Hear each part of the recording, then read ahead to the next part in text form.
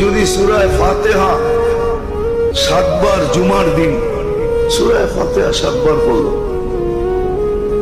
কুল হুয়াল্লাহ 7 বার, ফালাক 7 বার, নাস 7 বার, তো তার পিছনের গুনাহ মাফ। একটা কিতাবই আছে মুকাফফিরাতুদ দুনুব। আপনি পড়বেন লা ইলাহা ইল্লাল্লাহ ওয়াহদাহু লা শারীকা লাহু লাহুল মুলকু ওয়া লাহুল হামদ ওয়া হুয়া আলা কুল্লি শাইইন কাদির। হাসবি আল্লাহ লা ইলাহা ইল্লা হুয়া আলাইহি তাওয়াক্কালতু ওয়া হুয়া রাব্বুল আরশিল আযীম।